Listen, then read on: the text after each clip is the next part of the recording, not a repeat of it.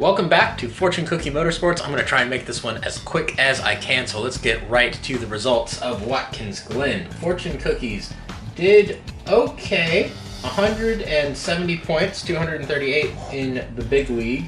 We did have Kyle Larson on the team, and he did win. I think this is like the third or fourth time the Fortune Cookies have predicted the winner of the race. Everybody else, not so great. Out of top 10 and everybody, our next best guy was 13th rank-wise, and that was Joey Logano, who did not have a very good day at all. We did get tons of bonus points, though, going all in on Kyle Larson, so that really helped.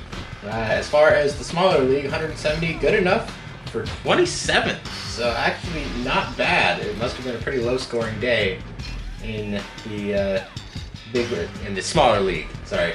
So points total 2690, which in the big league I think is about the same. We may have gained one position, but we're 61st overall.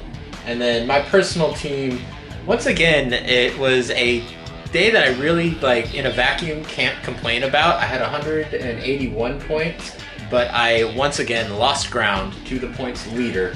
So, and also, last video I said I put Kyle Larson in.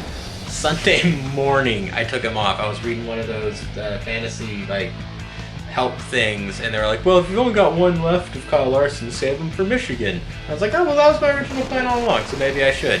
And then he ended up getting a million points, and I hate myself. So yeah, we did okay. We had Mark Truex Jr., who was second in ranked points, but Joey Logano and Ryan Blaney, that really hurt, and then Brad Keselowski, oh boy, yeah, that was not good. So yeah, overall we are now like 120 something points behind first place as he just sails off into the sunset. But enough about that. Let's get to picking our team for the Indianapolis road course, which I refuse to call it the Brickyard 400. Like, look, I'm okay with us running the road course, that's fine. I do miss the oval. I don't think it was as bad as everybody says it is. But everybody who's got this, you know, oh, it's still a win in Indianapolis, it still means as much. No, it doesn't. It is a win in Indianapolis, and that is cool. But does winning the 400 miler at Daytona, does that mean as much as winning the Daytona 500? No. Is it cool that you won at Daytona? Yes. Is it cool that whoever wins this will have won at Indianapolis? Yes. Will they have won the Brickyard 400? No. Anyway, let's pick our team.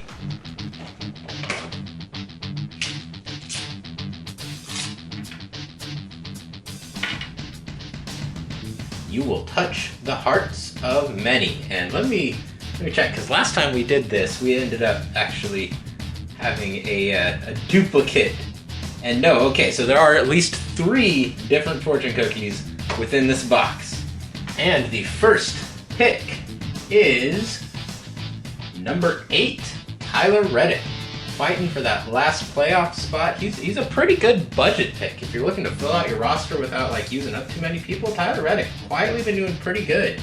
Just realized I forgot to bring up the entry list here. Okay, we got the entry list, and the next pick, but we'll see how the rest of this team goes, and we'll decide to keep it. It's 15, it's a Rick Ware racing car. It is James Davison, who is probably the least bad Rick racing car, at least on a road course. Next one, 27, which is nobody. That's Paul Menard's old number, but the next pick is pretty interesting. 33, Austin Cindric, who was pretty darn impressive at Circuit of the Americas in the rain, at least in the early stages of the race. Getting lots of experience before he comes into Cup. Next pick is the man, the myth, the legend, the greatest of all time. 44, it's Brian Scott. No, it's nobody, okay. And finally, for our natural picks here, it's 12, the Velvet Fox. And I am so sad that that name didn't stick. It was perfect. He drove for the Wood Brothers, which was the team with the Silver Fox, and then Ryan Blaney had the whole Velvet thing. Didn't stick. Oh well. Ryan Blaney is our next pick. So that cycles back to 27, which, of course, goes down to William Byron, which we are out of. So that's going to drop into another Bubba Wallace pick. we are rapidly using up because we've been picking 24 so very much. Yeah, we've only got 2 uses left of Bubba Wallace. And then finally, 44 is going to drop down into 43, Eric Jones, who we have had 1 pick left for like 2 weeks in a row now, and he's stayed in the garage. We haven't used him yet.